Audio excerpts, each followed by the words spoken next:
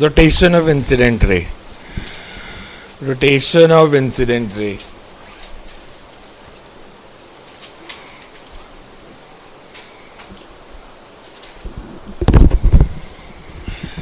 Whenever incident ray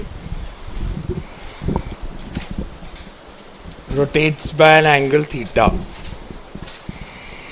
Whenever incident ray rotates by an angle theta,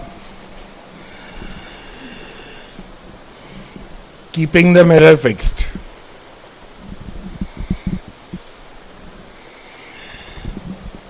Reflected ray also turns by an angle theta.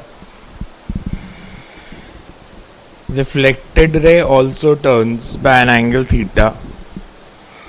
Same sense or opposite sense? If incident ray turns by an angle theta, we say reflected ray also turns by an angle theta. In opposite sense. मतलब अगर incident ray को clockwise move करेंगे तो reflected ray anti clockwise move करेगी. कि अगर हम diagram बनाएं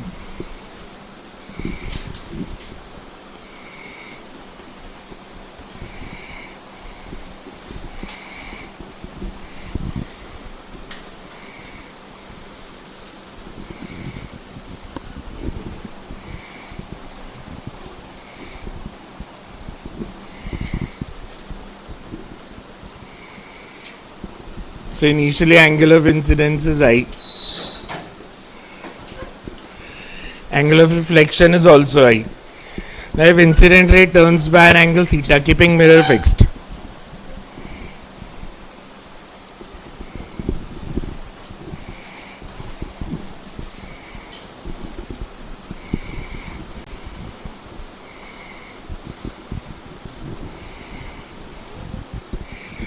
Angle of incidence will be now I plus theta, because normal तो यही है, mirror fixed है, तो reflected angle will also be I plus theta.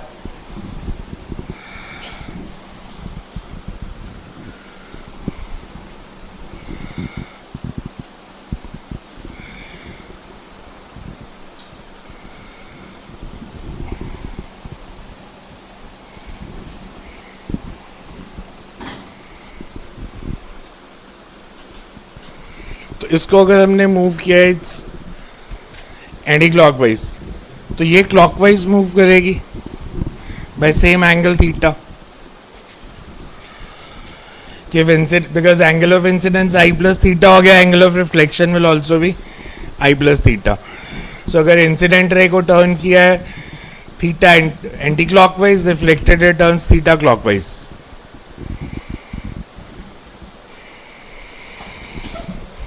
अगर इंसिडेंट रे फिक्स्ड और मिरर को टर्न किया, ये नोट कर लो, फिर उसको कहते हैं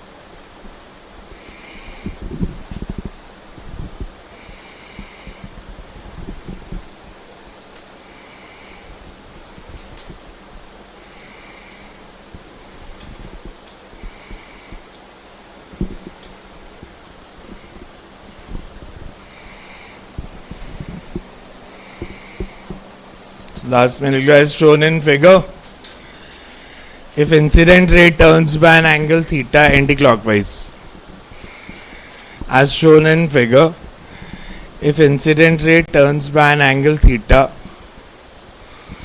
anti-clockwise,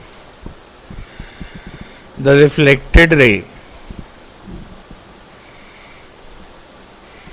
will turn by an angle theta in clockwise direction.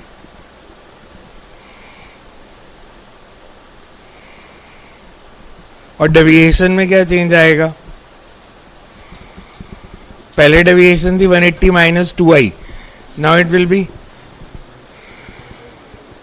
So 180 minus 2i plus theta, so 2 theta का चेंज आ जाएगा डेविएशन में.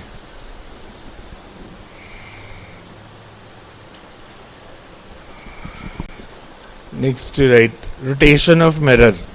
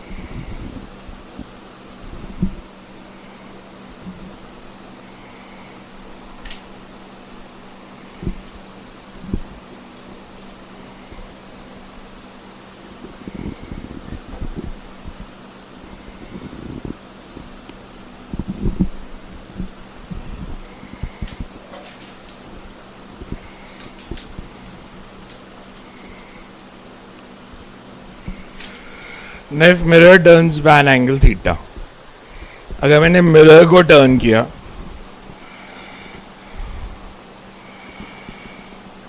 so let this be the new position of mirror.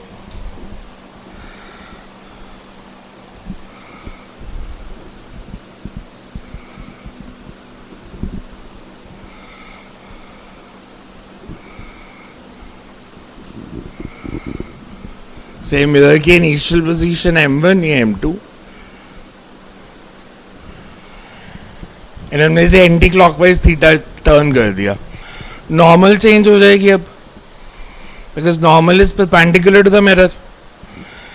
तो न्यू नॉर्मल किस डायरेक्शन में बनेगी? इसके perpendicular.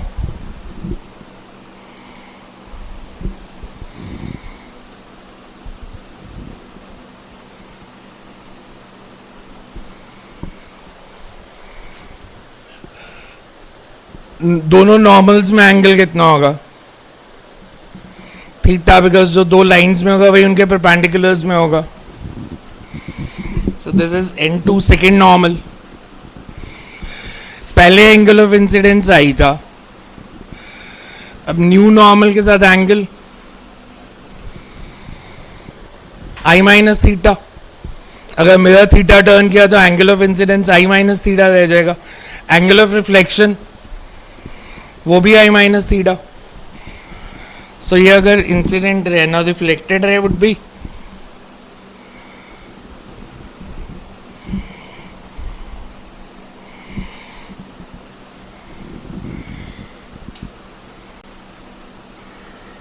ये new reflected ray, and this angle is also i minus theta. ये एंगल कितना होगा? ये फर्स्ट रिफ्लेक्टेड रे थी, ये सेकेंड थी. ये पूरा एंगल कितना है? 2i. ये एंगल कितना है?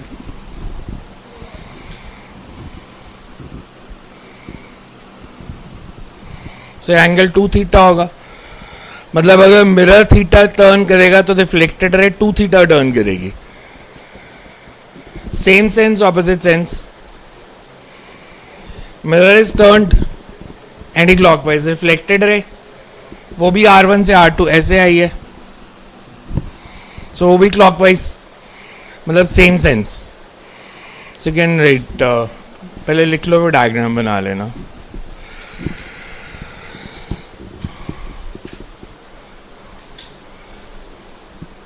If mirror turns by an angle theta, if mirror turns by an angle theta, keeping incident ray fixed,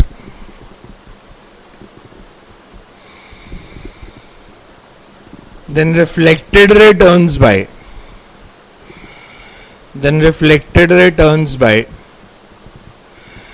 an angle 2 theta in the same sense.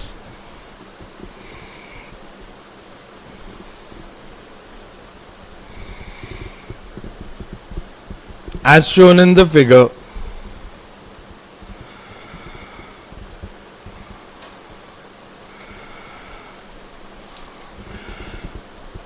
mirror turns theta anticlockwise and reflected ray moves from R1 to R2.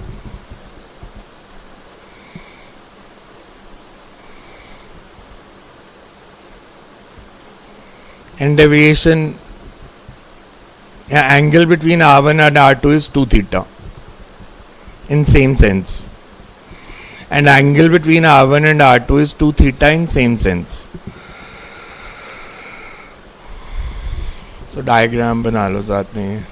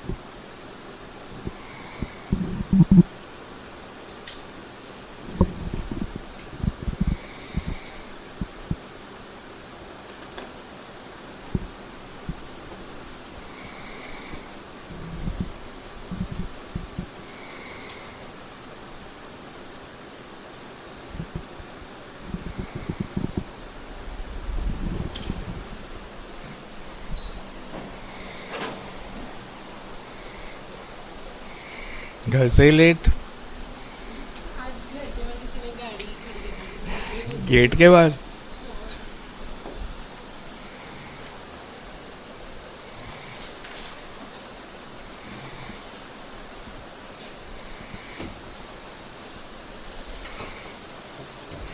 ये समझ में आ गया ना diagram? तो कौन सा point नहीं समझ आया? एंगल्स, इंसिडेंट और रिफ्लेक्टेड रे में एंगल कितना होता है? आई नहीं 2i, तो अगर एंगल i माइनस थीटा है तो कितना होगा? Twice of i minus theta. ये तो 8th का मैथ्स है, 9, 10th, 11th भी नहीं है। एंगल्स निकालने तो आपको बहुत पहले सिखा दिए थे, और इस चैप्टर में पूरी ज्योमेट्री लगनी है, सिमिलैरिटी, कॉन्ग्रुएंसी सब यूज किया करेंगे, alternate angle, corresponding angles.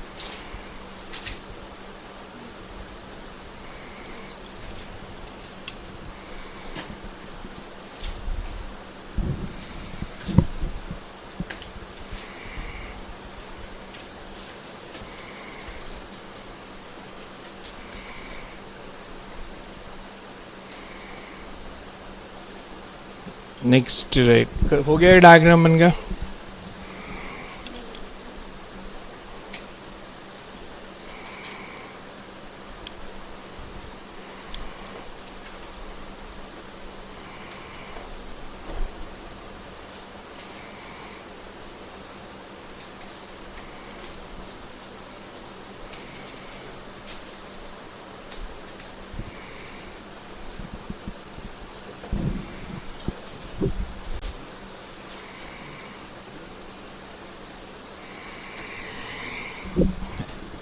In the figure shown, by what angle?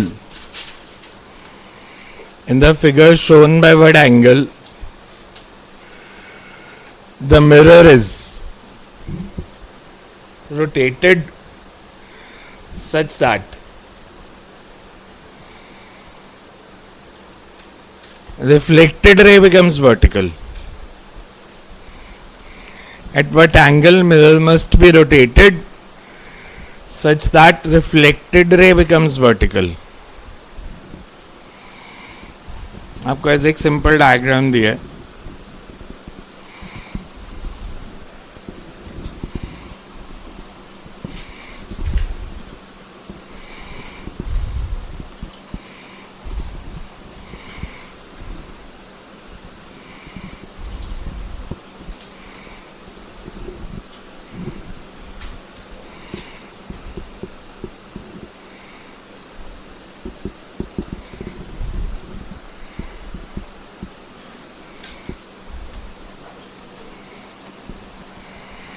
हमें बताना है what angle the mirror is turned so that reflected ray becomes vertical.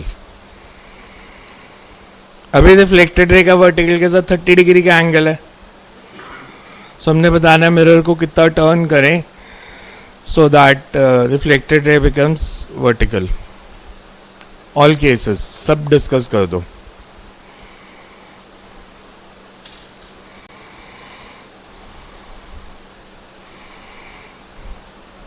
मैं अगर इनिशियल रिफ्लेक्टेड रे बनाऊं,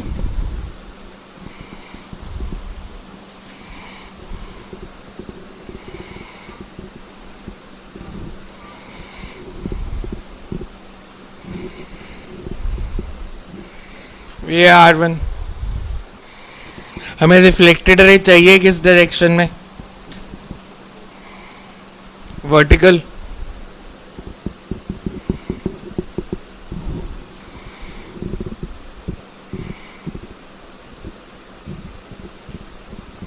This should be vertical ray R2. तो R1 से R2 turn करना। If mirror turns by an angle theta, reflected ray turns by 2 theta. R1 से R2 कैसे आ सकते हो?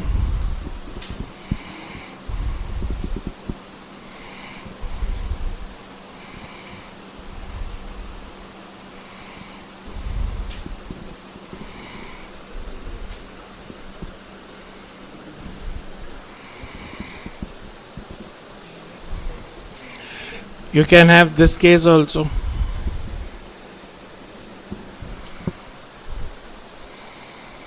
कि R1 को घुमा के इधर से यहाँ ले आए. और भी केस बन सकते हैं. So that reflected ray becomes vertical. और केस बन सकते हैं. पहले केसेस बनाओ, फिर उनमें से कौन से छोड़ने हैं वो डिसाइड करना.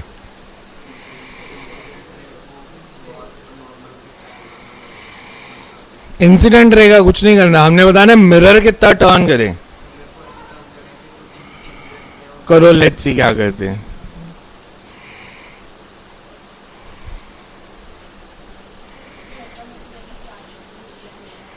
हो गई.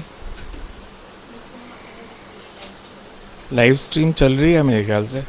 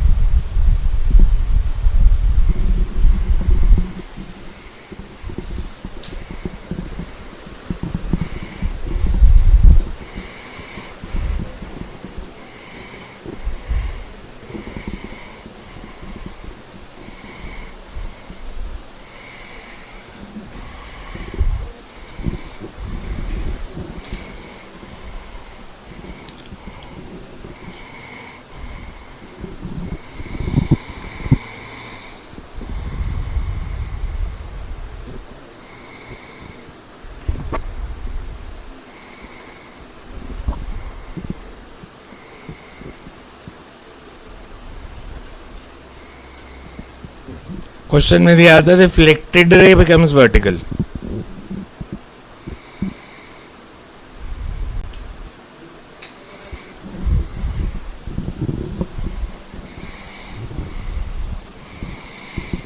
When I say reflected ray becomes vertical, reflected ray ये भी हो सकती है. ये भी तो वर्टिकल ही है.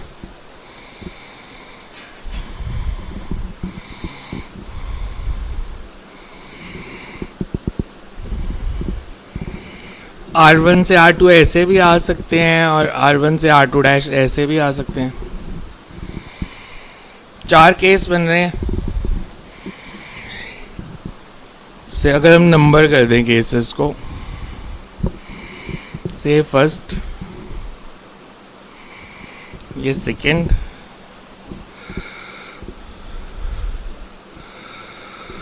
थर्ड, ये फोर्थ. पहले R1 और R2 को देखो. फर्स्ट केस में R1 से R2 रोटेशन कितनी है? 30 degree clockwise anti clockwise. 30 degree anti clockwise.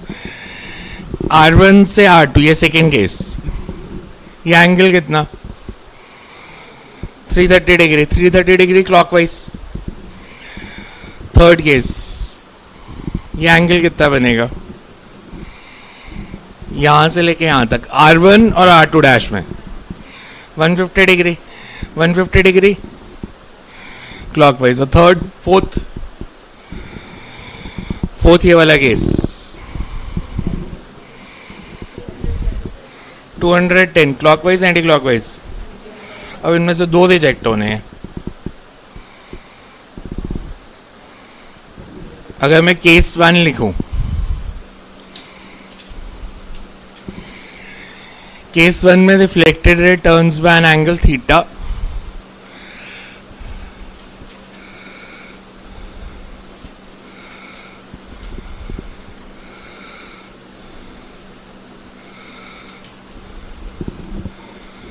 by an angle of 30 degree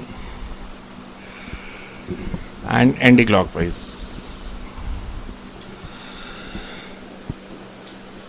तो मिरर की रोटेशन कितनी हो जाएगी? अगर रिफ्लेक्टेड रे 30 टर्न किया तो मिरर 15 डिग्री.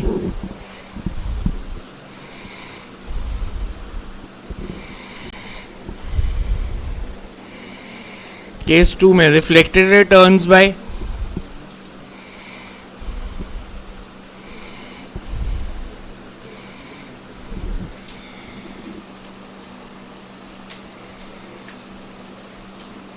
330 degree.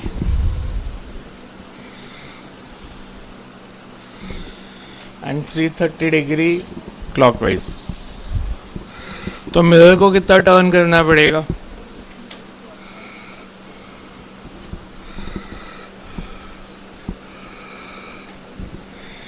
केस 3 में reflected ray turns by 150.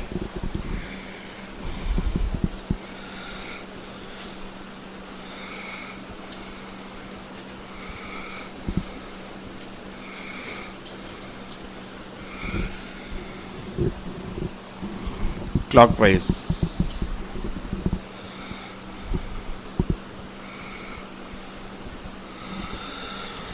Fourth is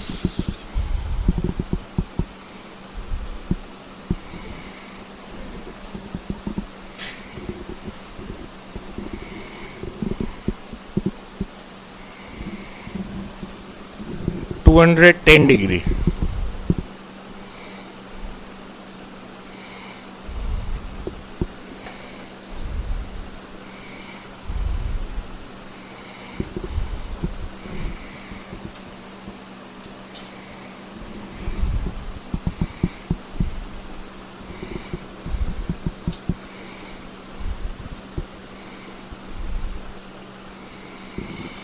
पहले चारों केसेस समझ आ रहे हैं, ये पॉसिबिलिटीज थी. फर्स्ट केस में देखो, मिरर को 15 डिग्री एंटी क्लॉकवाइज टर्न किया. मतलब अगर ये पोजीशन है तो मिरर की फाइनल पोजीशन कौन सी होगी? इस डायरेक्शन में. पॉसिबल है ये. Second case is 165 degree clockwise. अगर मैं इसको 165 डिग्री क्लॉकवाइज कर दूंगा तो मिरर की बैक साइड आ जाएगी, वहां से रिफ्लेक्शन ही नहीं होगी. तो मतलब second case is not possible. Third is 75 degree clockwise. अगर इसको 75 डिग्री टर्न किया तो मिरर को रिफ्लेक्शन होगी या नहीं होगी? थर्ड में अगर 105 डिग्री एंटी क्लॉकवाइज टर्न किया, 105 डिग्री एंटी क्लॉकवाइज, ये दोनों केसेस देखो ध्यान से. 105 डिग्री एंटी क्लॉकवाइज, ये मिरर की ये पोजीशन है. 105 डिग्री मतलब 90 डिग्री टर्न करता तो ऐसे आ जाता. 105 मतलब ये एंगल कितना बनेगा मिरर का? अब मिरर अब ऐसे हो जाएगा. रिफ्लेक्शन होगी या नहीं होगी? सिल्वर्ड फेस है या ब्लैक बैक साइड आ गई? और इस केस में 75 डिग्री क्लॉकवाइज, अगर मैंने इसे 75 डिग्री क्लॉकवाइज घुमाया तो नॉर्मल किधर चली जाएगी?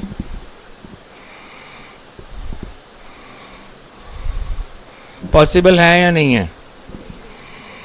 सो पहले लिख लो केसेस, फिर रीजन लिख देते हैं.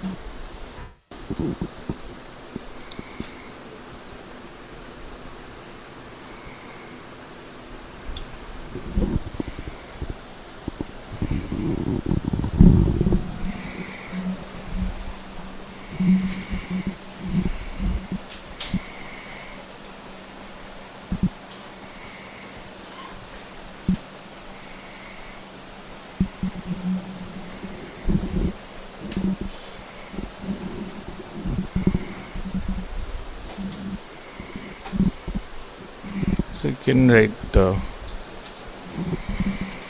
as shown in figure.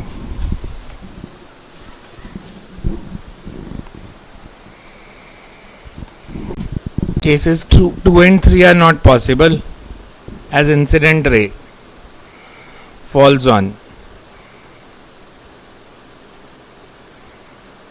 back side of the mirror.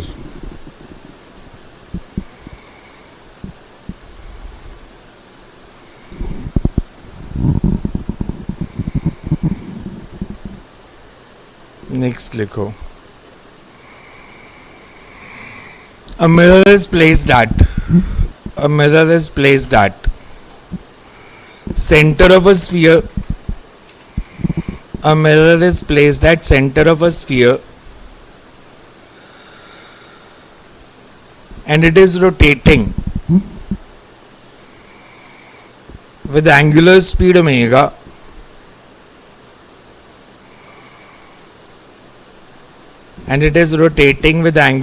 omega in clockwise direction.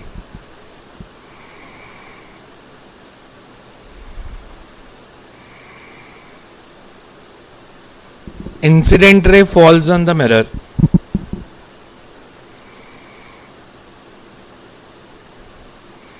At the center of sphere.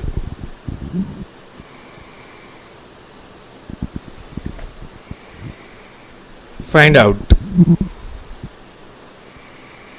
the linear speed of light spot on the sphere.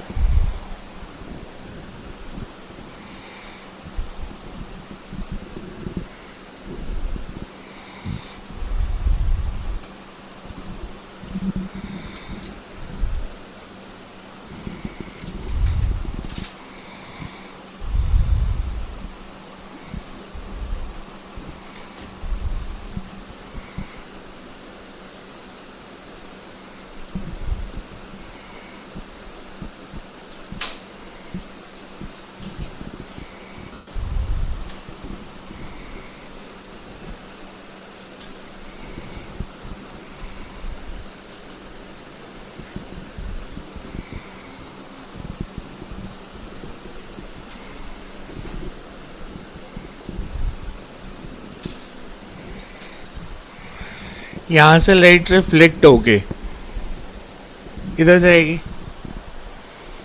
तो ये लाइट स्पॉट बना.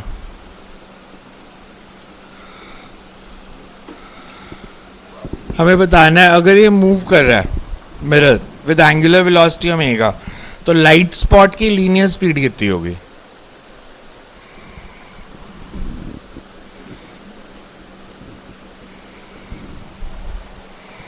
Radius r.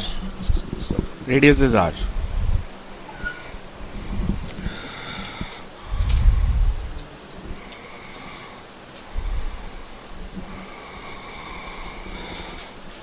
Question समझ आ गया ना. Oral बता दो answer फिर.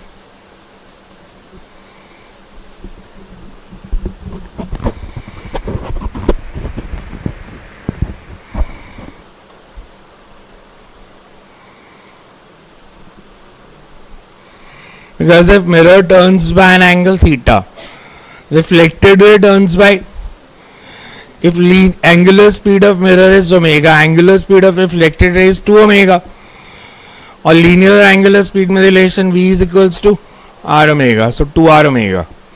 So you can write क्या कांस्टेंट रहेगी. अगर वो कांस्टेंट है तो ये भी कांस्टेंट है. जब तक मिरर की बैक साइड नहीं आ जाती फिर तो होगी नहीं reflection. So you can write if mirror turns by an angle theta, reflected ray turns by 2 theta.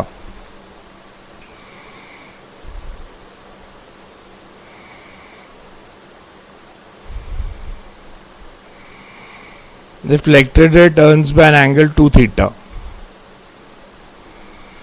Thus if angular velocity of mirror is omega,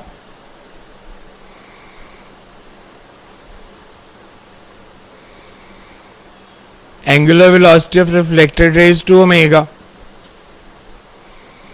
If angular velocity of mirror is omega, angular velocity of reflected ray is 2 omega. Thus, linear speed is v is equals to 2 omega into r. Vector relation क्या होता है? r cross omega, omega cross r. Omega cross R. A is equal to R alpha में A क्या होता है? या A is equal to alpha cross R. A is tangential acceleration because it's not total acceleration. next to right. In the previous question, यही question. In the previous question, instead of spherical wall, there is a vertical wall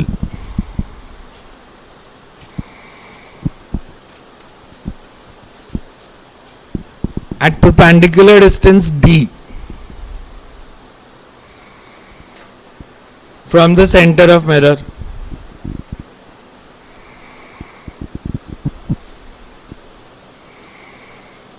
Where light is incident.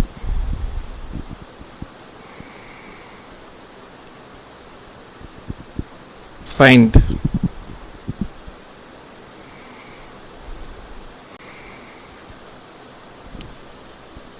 speed of light spot on the wall. Find speed of light spot on the wall.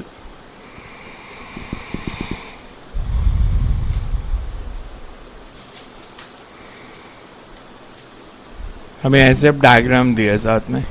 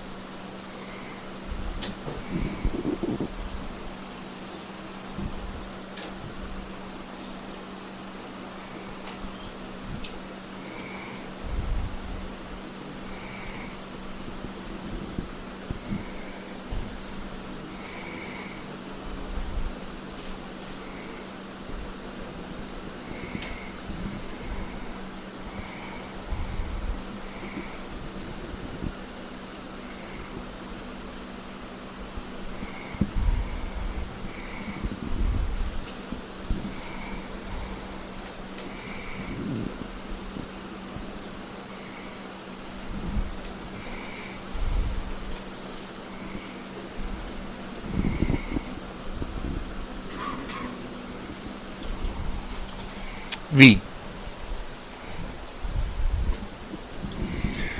Linear speed of light spot.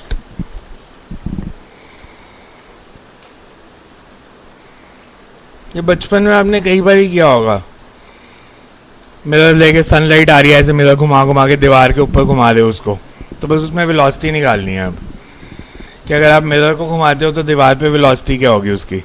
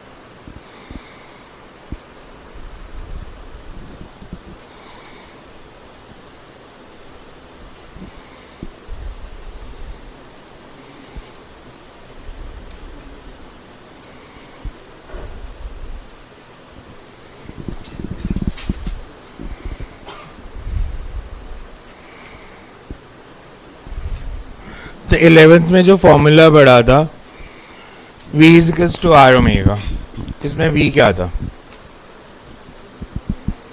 ये मत भूलना, velocity थी. V क्या था, linear velocity होते एक ही बात है. V क्या था आपको याद है, एंगुलर वेलोसिटी निकालते थे हम और एक हमने मेथड किया था V perpendicular relative upon R. अगर मैं V को लेता हूँ इस डायरेक्शन में, ये डिस्टेंस हमें दिया D, ये कितना हो जाएगा डी सीकेंड थीटा, बिकॉज ये बेस दिया है डी, मतलब इस पॉइंट के रिलेटिव निकाल रहा हूं मैं, तो ये हो गया आर परपेंडिकुलर, हमने डिस्टेंस ले लिया दोनों पॉइंट्स में।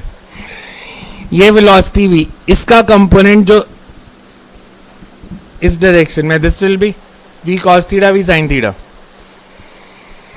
अगर ये एंगल थीटा है तो ये एंगल कितना होगा, तो ये वेलोसिटी कितनी होगी,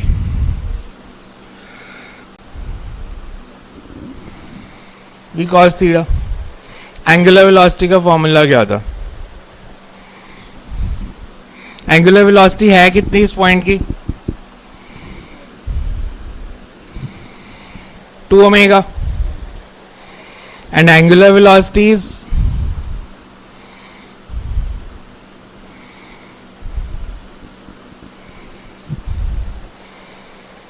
तो v कितना आ गया,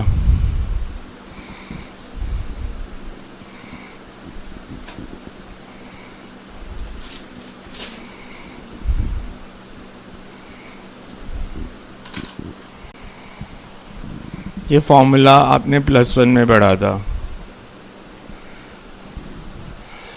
+1 में आगे भी कुछ लिखा था, v परपेंडिकुलर रिलेटिव, याद है क्वेश्चन किए थे हमने, ऐसे मतलब क्वेश्चन किए थे कि मान लो, शायद यही किया होगा इस तरह का ही, कि ये बॉडी है, ये इधर जा रही है और ये जो ऑब्जर्वर है ये खुद इधर जा रहा है,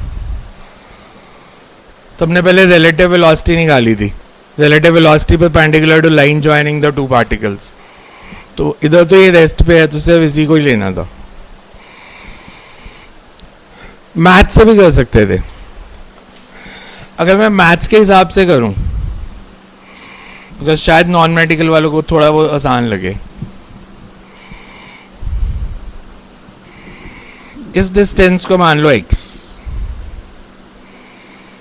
और ये d, x और d में रिलेशन क्या है, x is equals to d tan theta,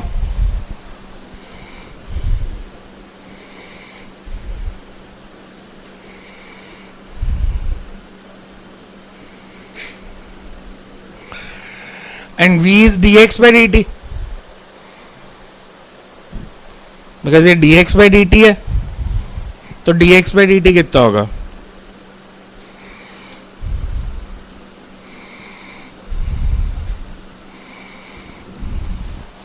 and d theta by dt is 2 omega,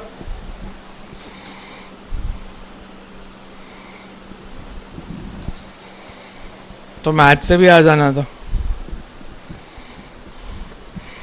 कि dx by dt निकाल दो।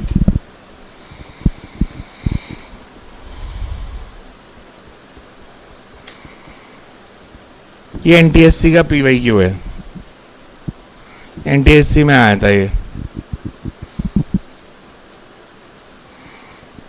इनफैक्ट ये सारे क्वेश्चन जितने कल से कर रहे हैं सारे एनटीएससी के ही हैं, एनटीएससी में आए थे किसी न किसी टाइम पे।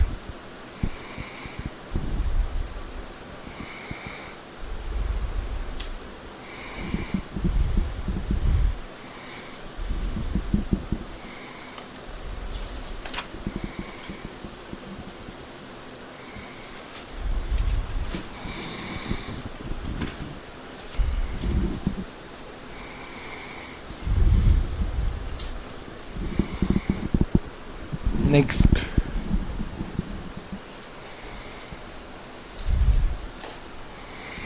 figure shows two plane mirrors.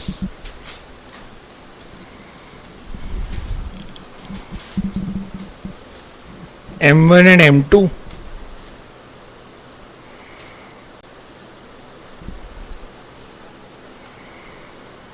Placed as shown. Find the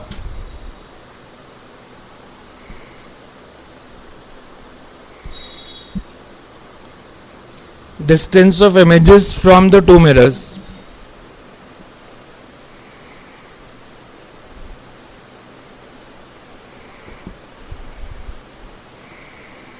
Considering reflection from mirror M1 first. considering reflection from mirror M1 first.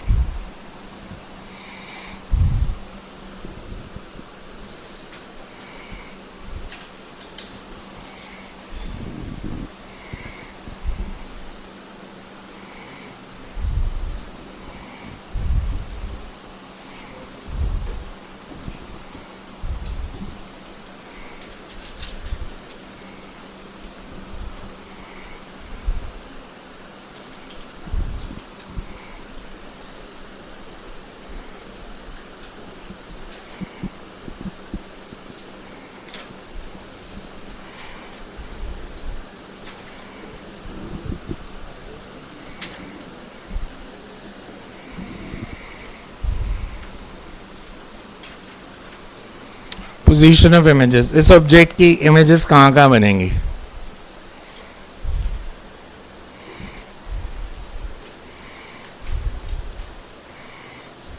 बनेंगी तो इनफाइनाइट, तो 4-5 निकाल दो। M1 से 4 इमेजेस निकाल दो। M1 में 4 इमेजेस कहाँ बनेंगी? फर्स्ट 4। M2 में फर्स्ट 4 कहाँ बनेंगी?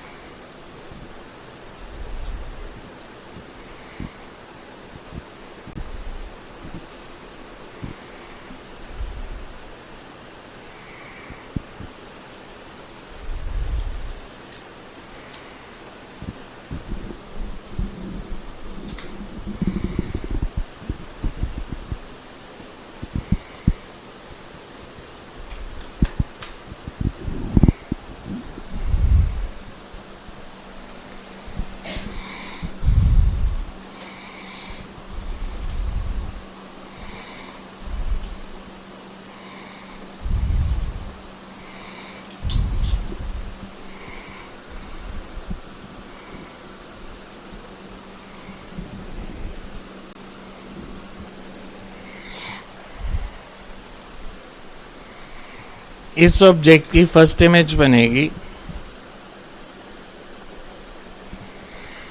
2 centimetre behind the mirror. Object 2 पे है तो इमेज भी 2 पे। इसकी फर्स्ट इमेज यहां बनेगी 8 सेंटीमीटर पे।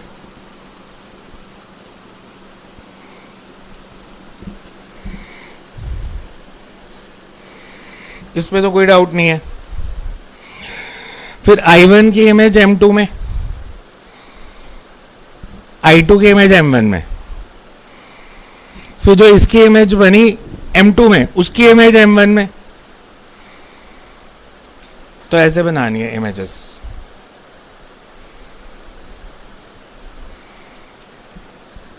किए थे ऐसे क्वेश्चन या नहीं किए हुए? नहीं किए हुए?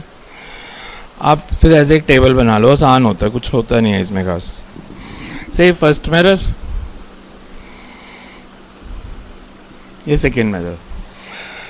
फर्स्ट मिरर में फर्स्ट इमेज कहाँ बनी है? इधर फर्स्ट इमेज।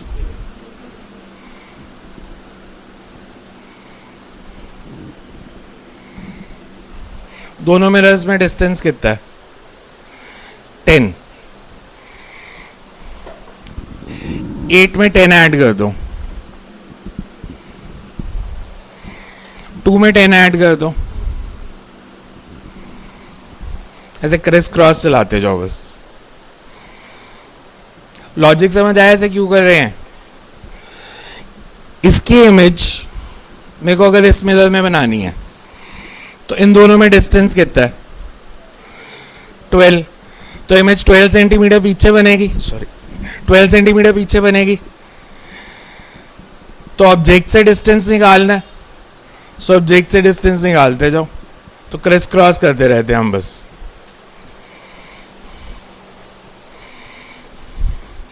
तो जितनी इमेज बनानी है बना सकते हो आप इस मेथड से।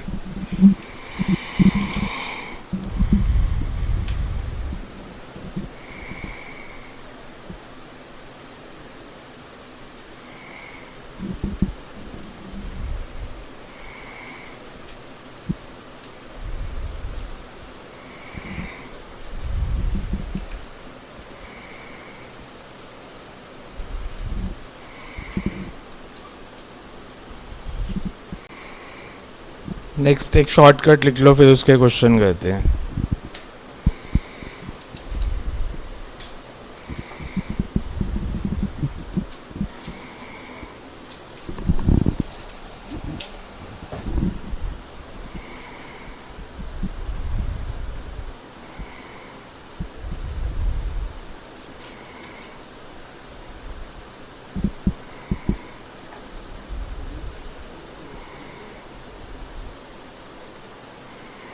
If two mirrors are, because यही केस आता है, ये प्लेन मिरर वाले नहीं आएंगे आपको.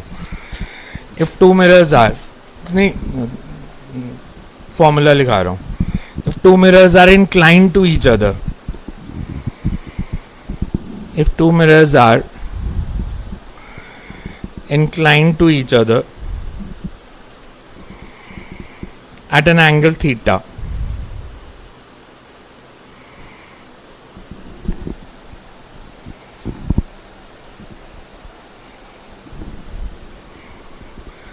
if two mirrors are inclined at an angle theta, the number of images formed are,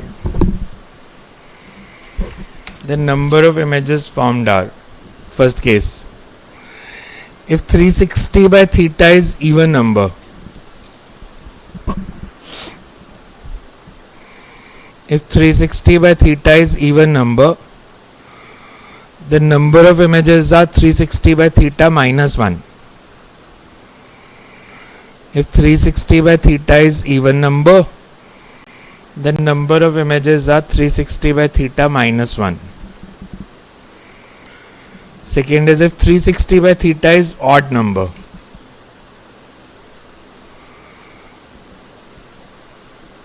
the number of images are 360 by theta minus 1 if object is placed on bisector of two mirrors. If object is placed on bisector of two mirrors.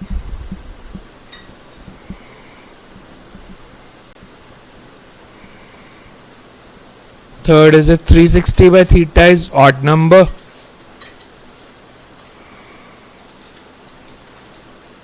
the number of images are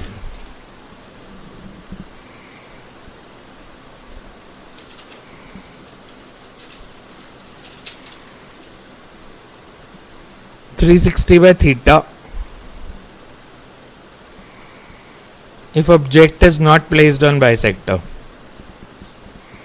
of the two mirrors.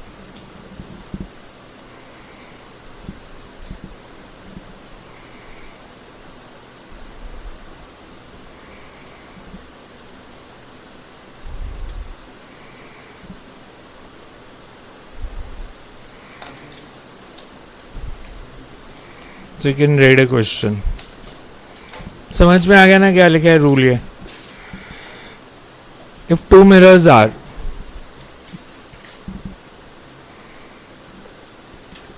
inclined at an angle of 30 degree and object is placed at point O, find the number of images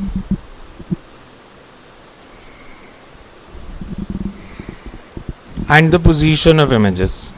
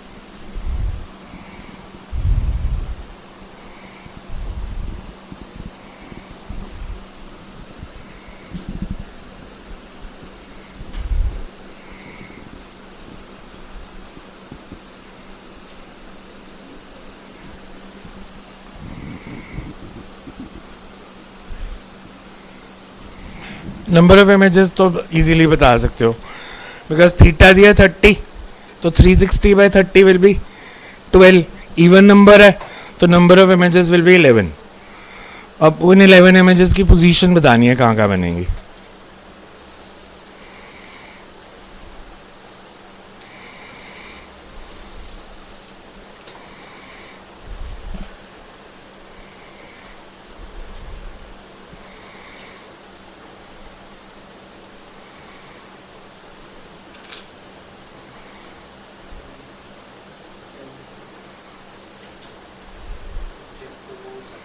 ओ हाँ, कहीं पे भी बड़ा हो circle पे उसको ले सकते हो आप.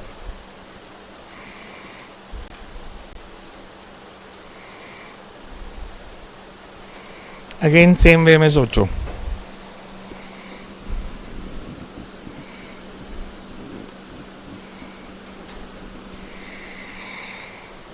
ओ में और M1 में एंगल 10, तो इसकी इमेज भी इधर 10 पे बनेगी. 10 पे है तो 10 पे ही बनेगी. ये एंगल 20 है तो इधर फर्स्ट इमेज 20 पे. ये सेकेंड मिरर में इमेज बनी और ये फर्स्ट मिरर में बनी. इस I1 का यहां से एंगल कितना है? M2 से 40, तो इमेज किधर बनेगी? 40 कहां से? M2 से, बिकॉज M2 से 40 का एंगल है. M2 से 40 का एंगल तो यहां का ही बनेगी. तो M1 से एंगल कितना हो जाएगा उसका? 70. तो ऐसे पोजीशंस निकालो कहाँ कहाँ इमेजेस बनेंगी. मतलब फर्स्ट इमेज इसकी बनेगी 10 पे, इसमें बनेगी 20 पे. अब इसकी इमेज इस मिरर में, इसकी इमेज इस मिरर में.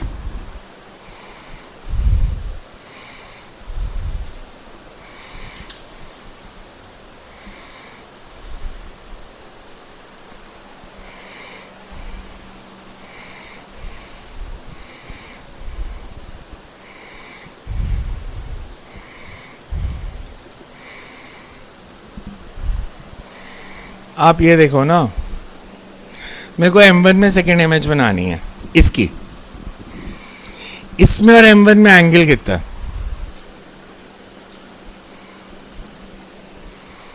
इसमें और M1 में 50, तो इमेज भी 50 पे ही बनेगी. इसमें सॉरी I1 में और M2 में एंगल कितना है? तो इमेज भी 40 पे ही बनेगी. मैं फिर कुछ नहीं कर रहा. दोनों मिरर्स में एंगल है 30. फर्स्ट इमेज 10 पे, अगली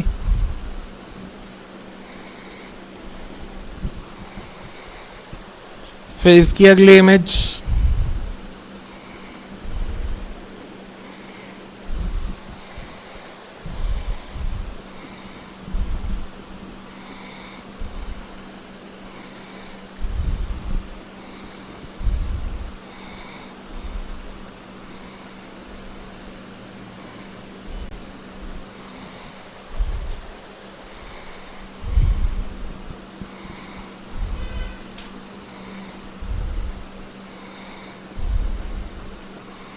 और आगे जाऊं.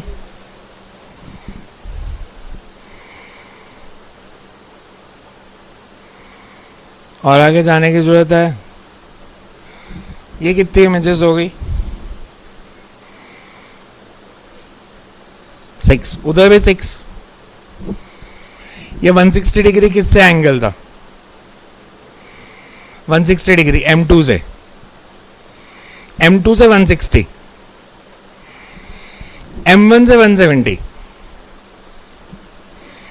M1 से 170 का एंगल.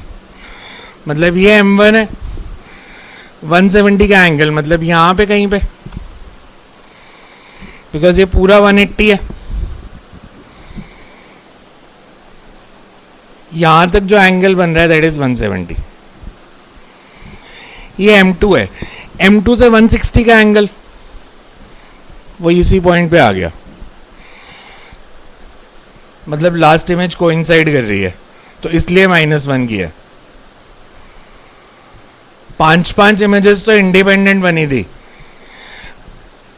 मेथड सिंपल होता है, लास्ट वाले 2 एंगल देखो, इसके आगे जाएंगे तो सम 360 से ज्यादा हो जाएगा। लास्ट वाले 2 एंगल्स देखो, उसमें एंगल बिटवीन मिरर्स ऐड कर दो।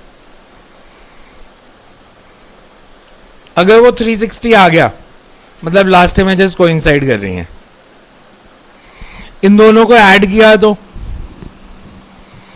330, एंगल बिटवीन मिरर्स 30, तो 360 आ गया, मतलब ये पूरा सर्कल हो गया। तो लास्ट इमेज कोइंसाइड कर रही थी, इसलिए 360/θ -1।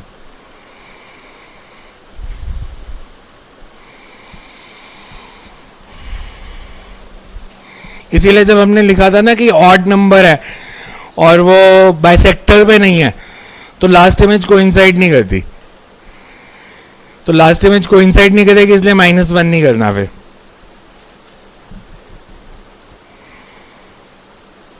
आप में से किसी ने वैसे मेरे से पूछा नहीं कि अगर इवन और ऑड दोनों ही नहीं है, फिर जरूरी थोड़ी है इवन ऑड आएगा ही, फ्रैक्शन में भी तो आ सकता है।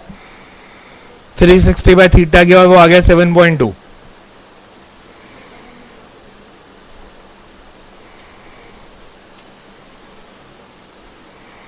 फिर क्या करें?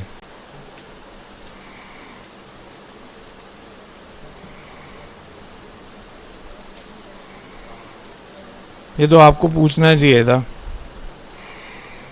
कि इवन ऑड ही क्यों, कुछ भी तो हो सकती है वैल्यू। लिखो question homework. Find the number of images if 360/θ is neither even nor odd.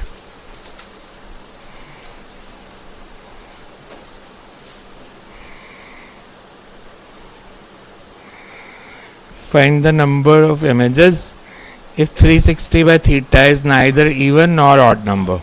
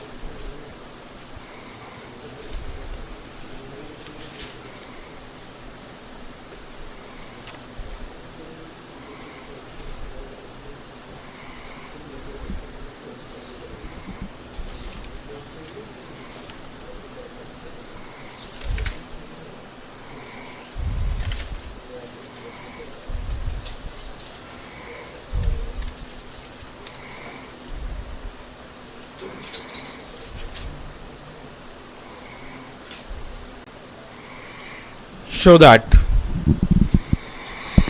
minimum size of plane mirror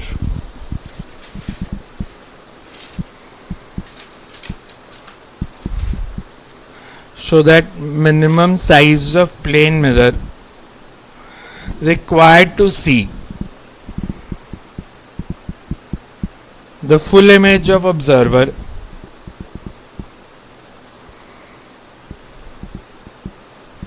is half the size of observer.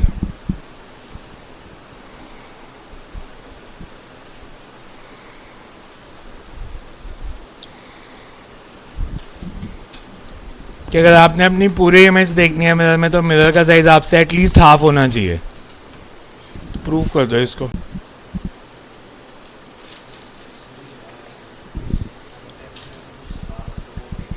हाँ, 9th में था, बिल्कुल था। 2 केस थे। एक था कि आप रूम के सेंटर में खड़े हो, पीछे वाली दीवार पूरी देखनी है तो h/3 था, अपनी इमेज देखनी है तो h/2 था। तो इसको डायग्राम से बना के शो कर दो कि h/2 ही चाहिए हाइट मिरर की।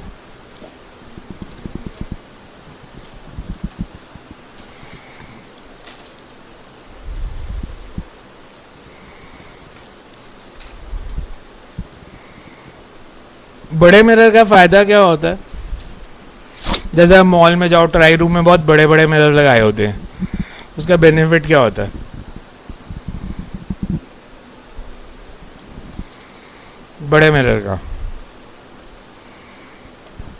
Because it's always well lit room with a large mirror in it.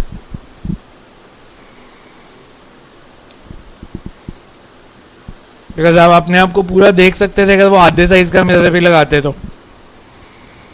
Because physics तो ये है कि half the size of object चाहिए, पर उन्होंने बड़ा मिरर लगाया, फिर भी पूरी दीवार पे ही लगा देते हैं. उसका फायदा क्या होता है?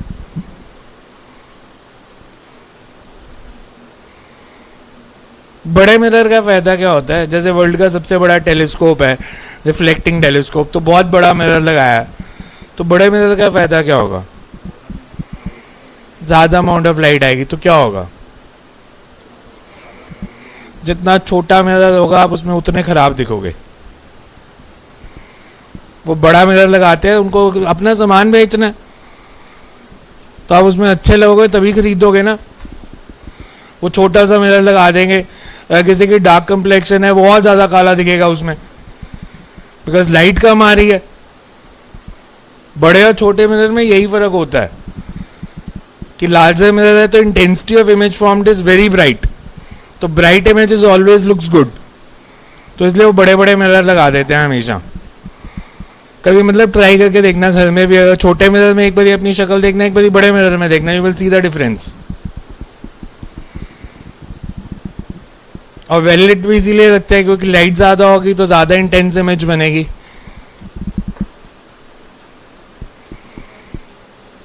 लेंसेज में भी यही कंसेप्ट होता है.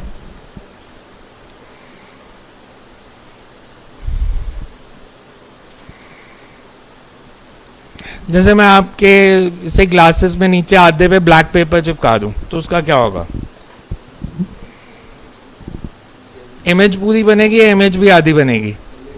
इमेज पूरी बनेगी but intensity will be half. तो बेसिक क्वेश्चन तो आपको आने चाहिए. मतलब जैसे उन्होंने एक बार क्वेश्चन पूछा कि कैमरा के लेंस के ऊपर मक्खी बैठ गई है, तो फोटो खींची तो मक्खी की फोटो आएगी? कैमरा के लेंस पे बैठी है, ब्लैक स्पॉट आएगा? वो भी नहीं आएगा. लेंस के ऊपर बैठी है, अरे जहां मर्जी बैठी हो, लेंस के ऊपर बैठी है. मैंने लेंस के कवर के ऊपर नहीं बोला. जहां पे वो बैठ गई वहां से उसने लाइट के पाथ को ब्लॉक कर दिया बस, तो बाकी सारे लेंस में से तो अभी भी लाइट जा रही है. तो इमेज, ऑब्जेक्ट की इमेज तो वैसी ही दिखेगी आपको. जैसे मैं आपको बोलूं लेंस है, circular shape, circular lens of radius R, मैंने उसको r/2 तक ब्लैक पेपर से कवर कर दिया. मेरे पास सर्कुलर लेंस था,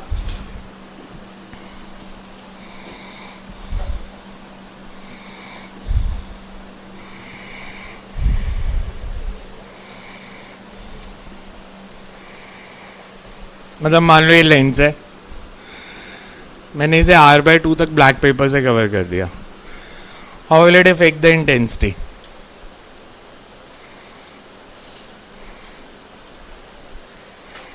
अगर r/2 तक कवर किया मतलब 1/4 एरिया कवर किया. टोटल लेंस का एरिया था पाया स्क्वायर, मैंने r/2 एरिया रेडियस लिया, तो एरिया इज पाया स्क्वायर बाय 4, मतलब 1/4 एरिया कवर किया. 3/4 में से अभी भी लाइट जा रही है, तो intensity will be reduce 1/4 times. अगर बाहर वाला 1 कवर करता है ये वाला पार्ट, तो इंटेंसिटी बिकम्स I/4. सेंटर से r/2 तक कवर करोगे तो intensity will be 3I/4, because आपने 1/4 एरिया ब्लॉक किया है, तो बाकी 3/4 में से लाइट जा रही है, तो इंटेंसिटी इज 3/4I. बाहर वाला हाफ कवर करोगे तो 3/4 कवर कर दिया, तो I/4 से ही A/4 से ही लाइट गई है, तो intensity also becomes I/4. Because optical instruments में, lenses or mirrors, intensity always depends on area through which light is passing, cross sectional area. वो डायरेक्ट प्रोपोर्शनैलिटी होगी. तो जितना बड़ा लेंस या मिरर लोगे उतनी ब्राइट इमेज बनेगी।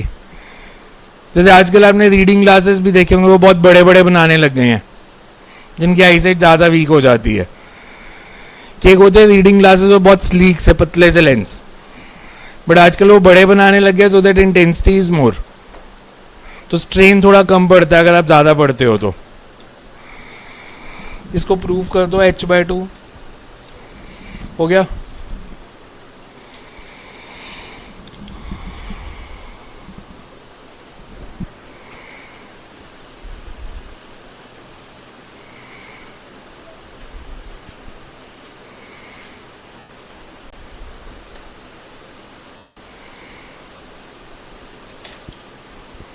कैसे करते थे याद है 10th का?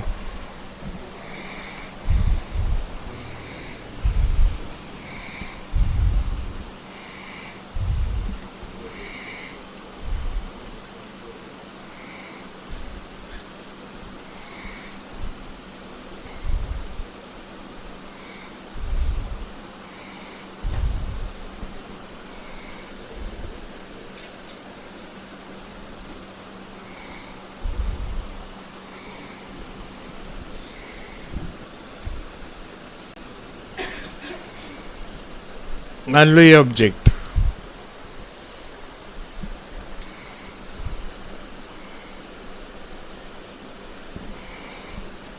इस लेवल पे उसकी आइस,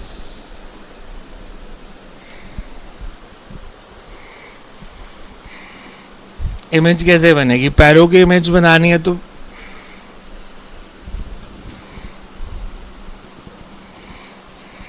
सबसे लोअर पॉइंट की इमेज बनानी है, तो ये ऐसे जानी चाहिए आइस तक। सबसे ऊपर वाले पॉइंट की बनानी है तो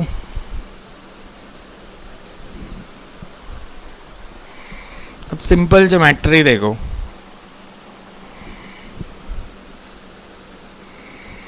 अगर ये डिस्टेंस x है तो ये भी x है, अगर ये y है तो ये भी y है। ये डिस्टेंस कितना हो गया? ऑब्जेक्ट का साइज कितना है? 2x + 2y, तो मतलब मेरा हाफ साइज का चाहिए कि ऑब्जेक्ट का साइज अगर 2x + 2y है तो मेरा रिक्वायर्ड इज x + y। ये तो 10th में डायग्राम भी बना हुआ था 10th की बुक में।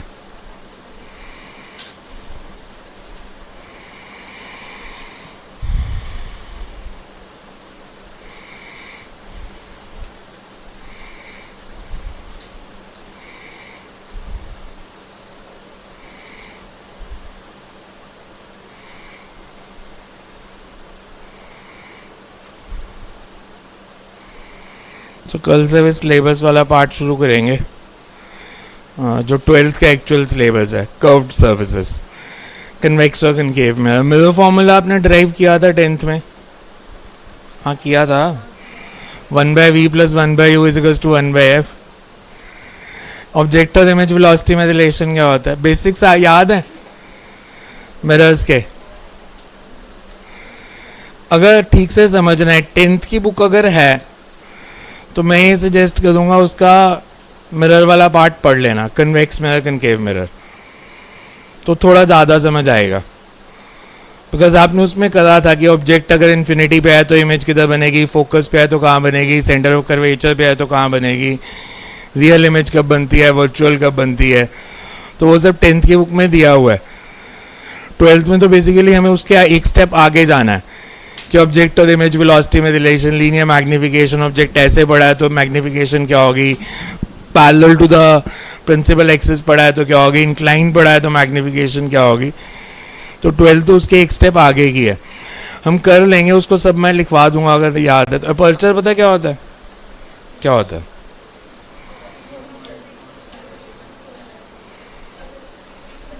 Basically size of mirror m1 m2, कि अगर हम स्ट्रेट लाइन ड्रॉ कर दे तो m1 m2 is the size of the mirror is aperture. Radius of curvature, radius of the curved path of which mirror is a part, radius of the sphere of which mirror is a part. Centre of curvature, pole of the mirror, centre of curvature में जो distance है वो radius of curvature, और जिस spherical surface का mirror part है वो centre of curvature. Focus,